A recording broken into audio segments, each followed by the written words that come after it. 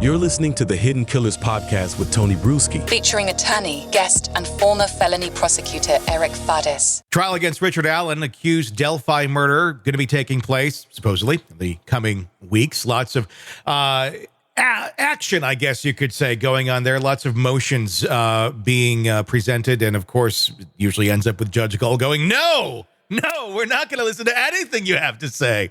It's kind of like the Wicked Witch, if you will. And it kind of looks like her a little bit, too. Joining me to discuss, Eric Faddis, former prosecutor and defense attorney. One of the motions filed by Richard Allen's defense attorneys, which suppressed the record of the police interrogation, arguing about Allen's civil rights being violated. He was not read his Miranda rights. And there just happens to be lots of pieces of the interview that don't exist anymore because they seem to like to edit video and then say, whoops, it's gone. What's your take on this, of suppressing some of this? Because I could read that some of it could be somewhat helpful and some of it not so much. We'll get into that in a moment. But what's your initial reaction? But my take is that if it were any other judge, they would be looking very closely at the pattern of discovery misconduct on behalf of the government, on videos that just disappear, parts that appear maybe edited out or at any rate are lost. That could have been helpful for the defense. And then when there's a pattern of that can tip the scales on some of these motions and cause a judge to suppress things. But like you said, I don't know about this judge. Yeah, I feel like she's just kind of going and she's in her lane and that's her team no matter what, and it not being extremely impartial like she should be. Kind of, more reason why if he is convicted, there'll probably be another trial. Let's talk about the confessions, because that's an interesting piece to all of this. And if not suppressed, I don't see them necessarily being a bad thing for Richard Allen. And here's why. Because Richard Allen, yes, he confesses to many people, but he's also confessing to a lot of things that have nothing to do with the crime. He's talking about sexually assaulting one of the girls. He's talking about shooting one of them in the back, I believe. These are all things that did not happen. These were not pieces of the case at all. It really kind of paints a picture of someone who is making a confession, probably a false confession, and then lining it up with information that doesn't make sense. I mean, it almost paints this as a very delusional person that's going to confess, but then they're confessing and giving details that don't make sense at all, which I don't know. As a defense attorney, would that be more helpful than just running around saying, I did it, with the extra context added to the equation? Oh, totally. Because you can explain to the jury the erroneous nature of the confession by comparing it to the other things to which he confessed that are demonstrably untrue. And what it feels like to me is just like a desperation on behalf of Richard Allen. He's kind of like, what can I tell y'all to just get me out of this? And maybe he's not the most sophisticated or savvy person, and he's kind of just putting stuff out there and hoping that it changes the circumstances for him for the better. Well, and at the beginning, there is record of him denying it all, saying, I had nothing to do with this. I'm not going to be your scapegoat. This is BS. But then as he's held in solitary confinement for a year, and people need to understand it's not even just that he's in solitary confinement. There's always somebody with Richard Allen. There's somebody that's there taunting. There's somebody there trying to get the confession out. They're trying to get something out of him. And when you're met with that every single day, and there's not a whole lot of rules as to what you can or cannot do or say in that sort of situation, and they're being denied, any sort of, just basic human rights of here, like, let's let you have some sanity. Crazy things can happen.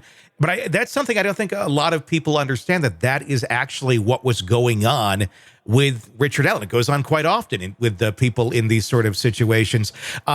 Is that something that the jury's going to be able to hear or understand, of just how coercive this could have been to get those sort of confessions out of him? Yeah, totally. And it almost like has a Guantanamo Bay vibe or something horrible where like they just try to beat them down psychologically, emotionally, and otherwise. And over time, they get what they're seeking.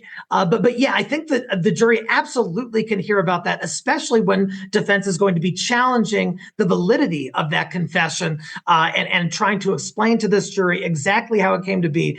And, there's stuff we know about in terms of those interactions between the government and Richard Allen.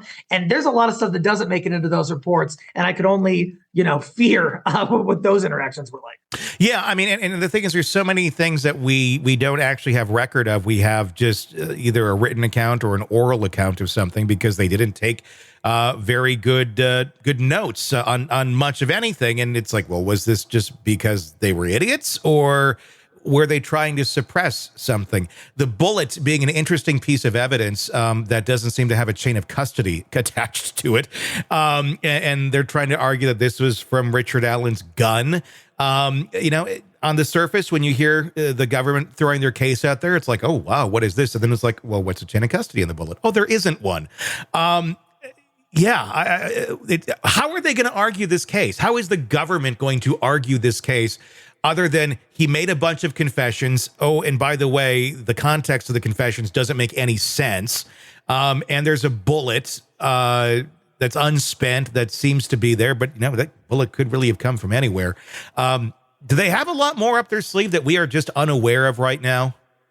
I don't know that they do, Tony. I think they're going to go with, he was likely at the scene around the time that these girls disappeared. He gave these confessions, and there's this bullet.